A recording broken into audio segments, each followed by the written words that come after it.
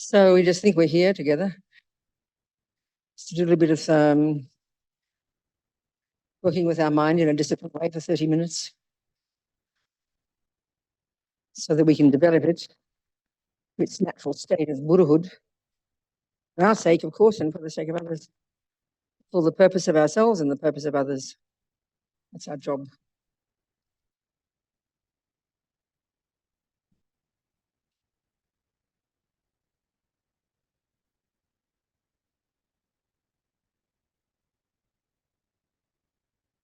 So we imagine the sky, the Buddha, Shakyamuni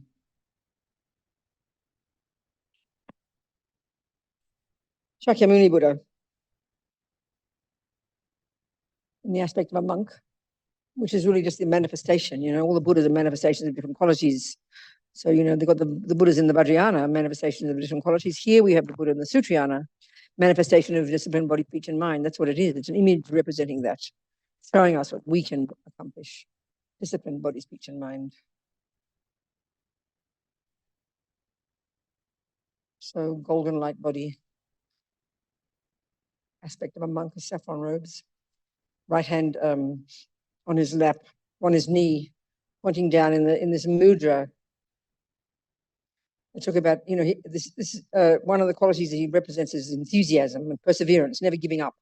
So apparently when he's under the tree, he was determined, and he said, the earth is my witness. Touch the earth. I will not move until I achieve the realizations. His left hand in his lap, holding a begging bowl.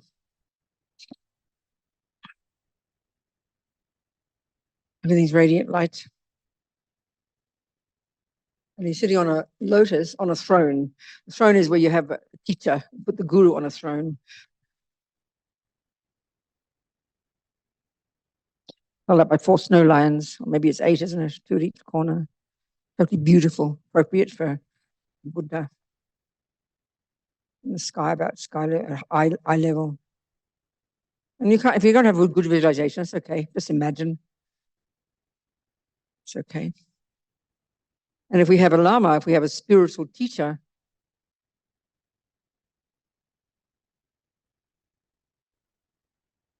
then it's their mind. It's their mind manifesting as this Buddha for our benefit. Guru. That's why we call him Guru Shakyamuni Buddha. Guru Buddha. Monk Rinpoche says, if the Guru isn't the Buddha, then who is, There's logic to all that. We have to think about it, but there's logic to that. It's not just some nice idea. There's logic. Lama Yeshe says, the Buddha's dead. So the Guru for us is the person in front of us who is the Buddha for us.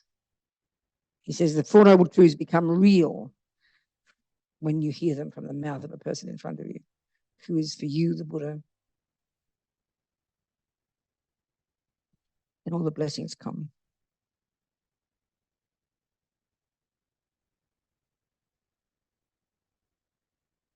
So listen, without singing any prayer, just think, just have the feeling of taking refuge, relying upon, being just so delighted.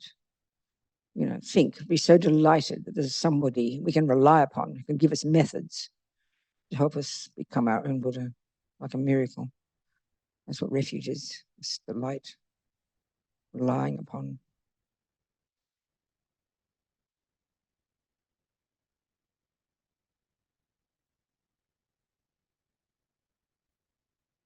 So just be Buddha there. And then first we can do a little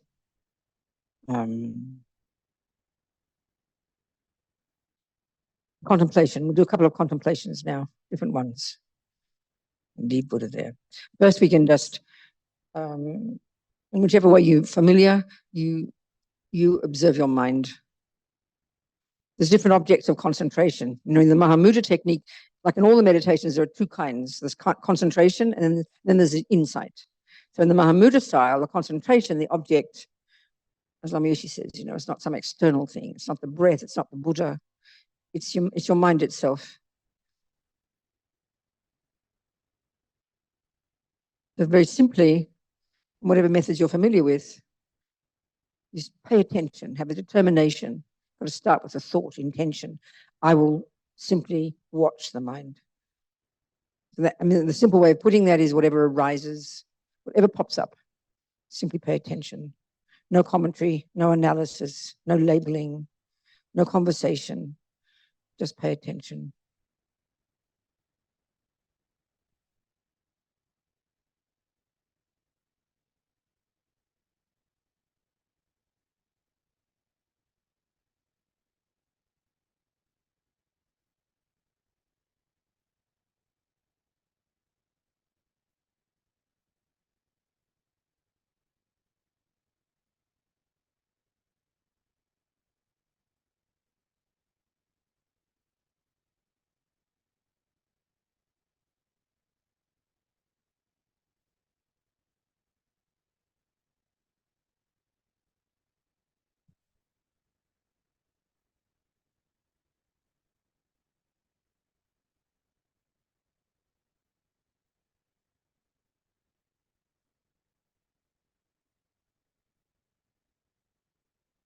So good. Remember, there are many parts of the mind. Sometimes we think, how can my mind be watching my mind? We get very caught up. But the mind has many parts. They all do their job. So when the mind weakens and spaces out, just sharpen it, keep it alert. Just watch.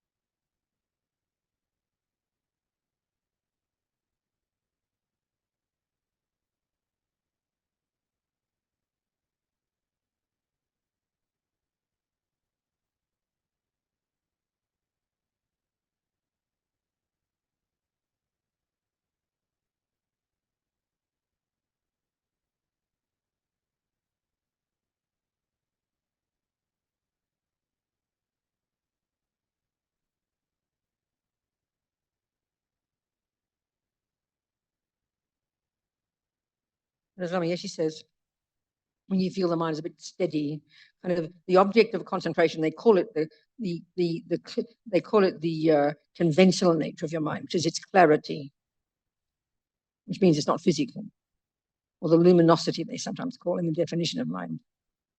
When it's a bit steady, then you can employ the second mode of meditation, the insight component.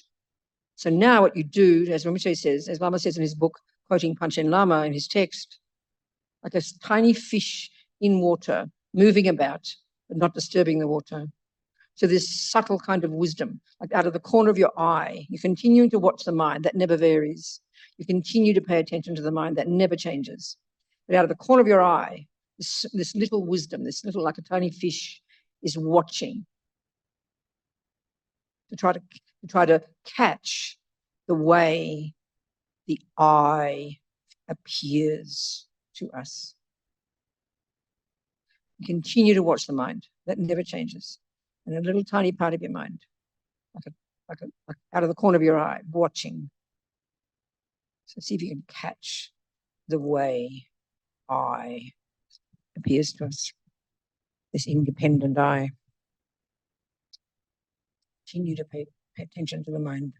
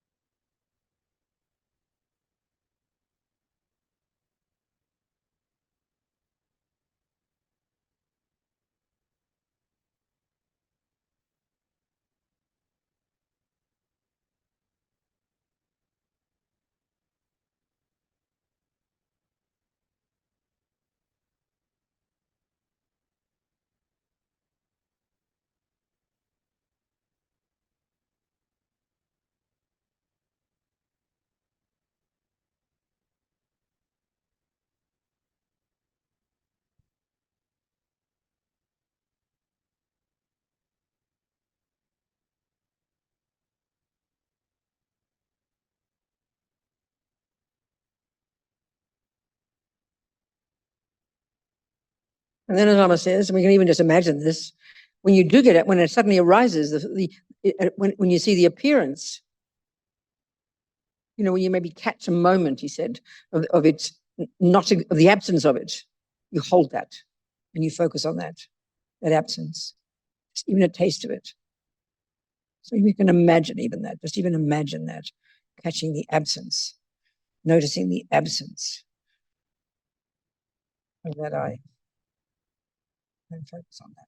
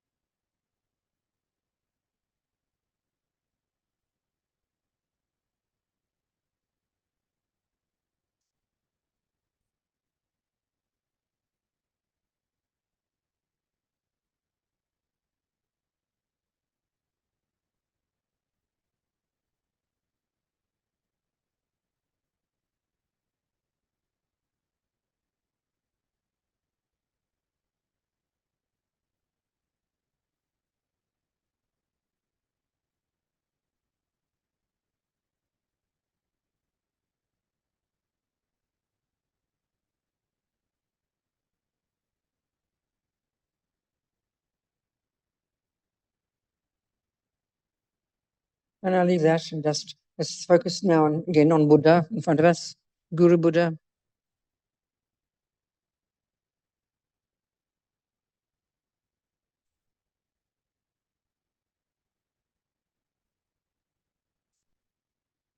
So imagine he sends from his heart powerful kind of they say in the Lamrim, I think when you do the refuge meditation, I think you visualize like a sort of like light, like a straw, like a beam of light, and nectar coming with it, white, coming from the heart of Shakyamuni, entering your heart and filling you completely. And you imagine purifying all the obstacles, all the obscurations, all the delusions, all the things that prevent us from being Buddha this second, which are all in our mind.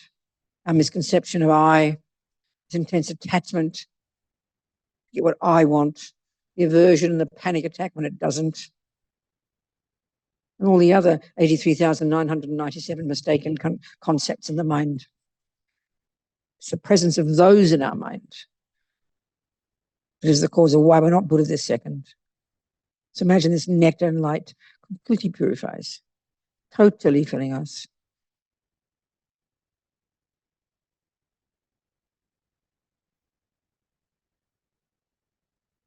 Tayatao mune mune maha munaye swaha. Tayatao mune mune maha munaye swaha. Tayatao mune mune Mahamunaya Swaha. Tayatao Mune Mune Mahamunaya Swaha. Tayatao Mune Mune Mahamunaya Swaha. Tayatao Mune Mune Mahamunaya Swaha. Tayatao Mune Mune Mahamunaya Swaha. Full of this light and nectar, totally purified. Why they can be is because they're adventitious. Buddha has found this outrageous, this unbelievable, radical concept. He has found from his own direct experience these delusions are not at the core of our being. They're not at the core of our being. They're not at the core of our being. They're adventitious. They're extra. We don't need them. And he's found that we can rid the mind of them. To imagine, free of them totally. How amazing.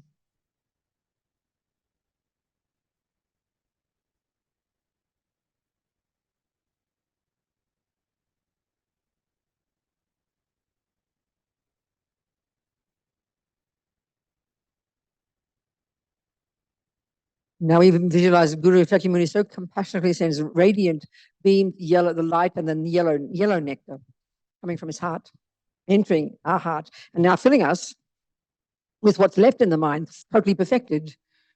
Remember, Buddha means the eradication of all the nonsense. That's the first one. And then Da means the development of perfection of all the rest, which is the virtues. So now imagine the heart and the mind full of what? Of all the virtues. They are at the core of our being. They do define us. They are who we really are. Compassion, all the qualities, all the virtues. And of course, wisdom that sees things as they are.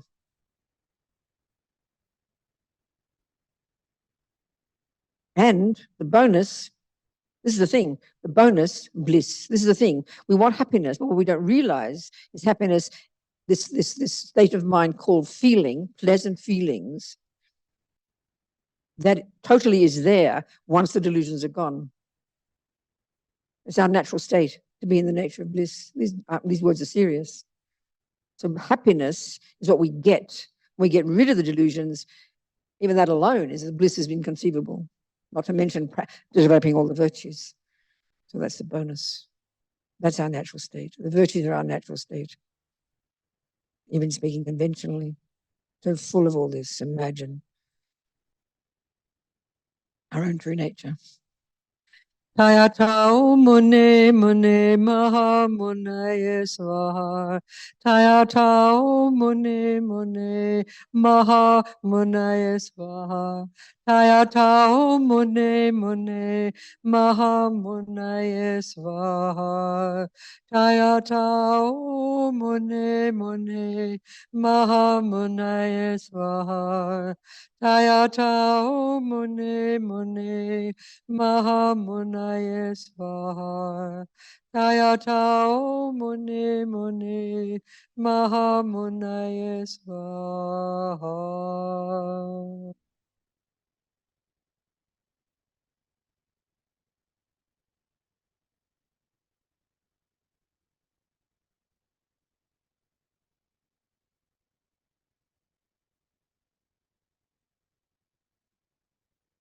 So now imagine the throne Buddha sitting on, and it dissolves up into the lotus dissolves into Buddha, and he comes and sits. I forget how to do this one. It's done differently. I'm sorry. I don't remember.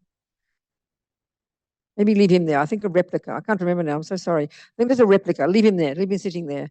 He sends a replica, I think, from himself. No, maybe you can dissolve him into you. I think it's okay. And then you can become Buddha. Even without initiation, you can become Shakyamuni Buddha. So dissolve him. Do like I said before. And then have him coming to your crown, facing the same way, and then he dissolves into golden light. And absorbs through your crown. Comes to your heart chakra. Then you imagine that the body, speech, and mind of the Buddha, the body, speech, and mind of our Lama, and our body, speech, and mind, they become one. Lama Yeshe says, union, oneness. Same. Imagine.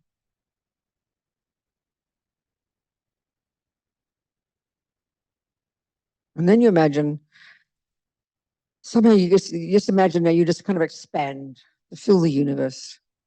Because when your mind is enlightened, that's exactly what it does. It's not physical. So how can it be confined by space or time or matter? It can't.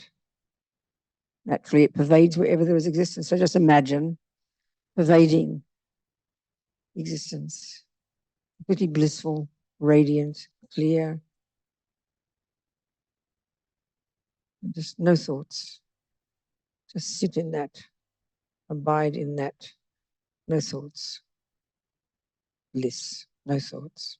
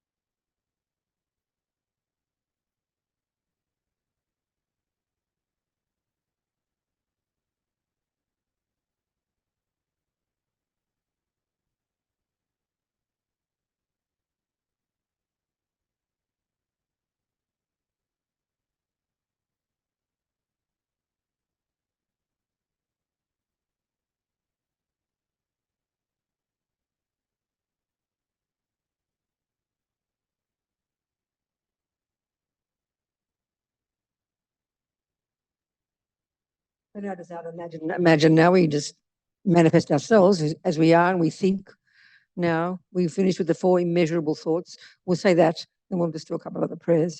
So now just aspire to use every second of the day, use our body and our speech for the benefit of others, and our mind, watch it like a hawk every second. Identify the delusions.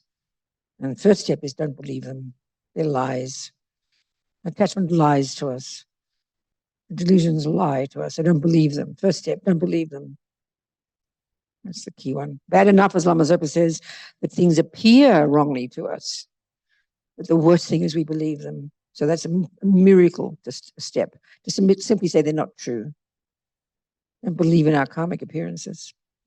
So we just have the 4 immeasurable thoughts.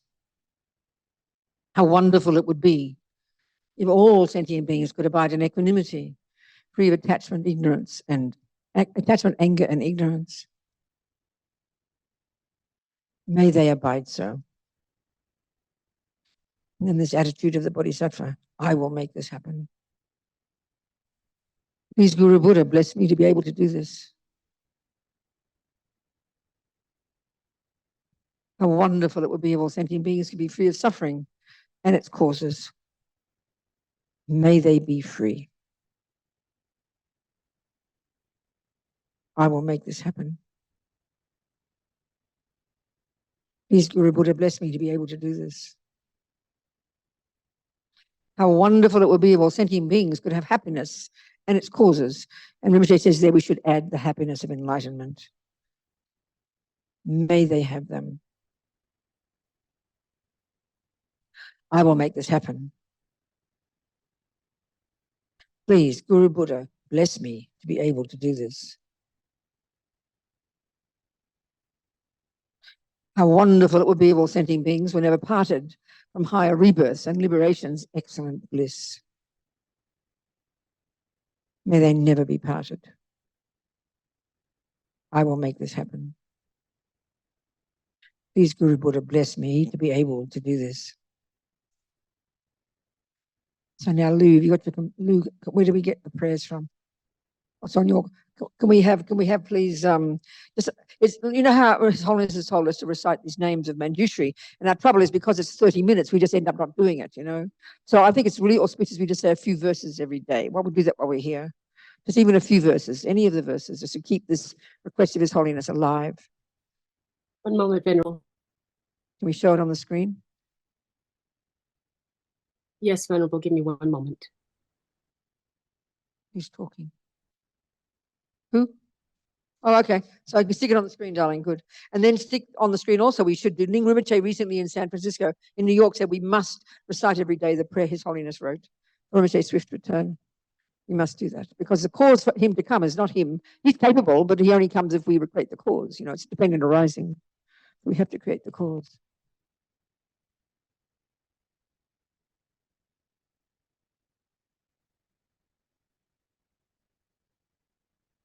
Okay. No, not that one. No, it's chanting the names of Manjushri. Chanting the names of Manjushri, it's called. If we haven't got it, don't worry. Let's just get the swift prayer. Okay, don't worry. We'll do it tomorrow. Just get the swift prayer written by His Holiness.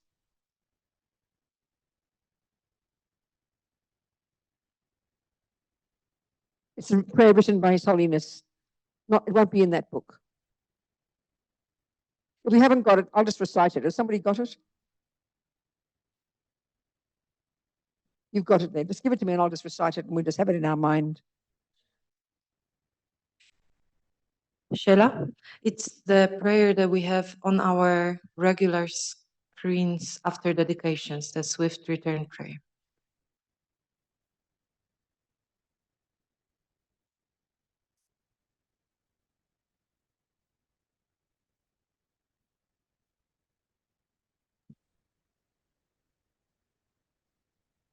I've got it here.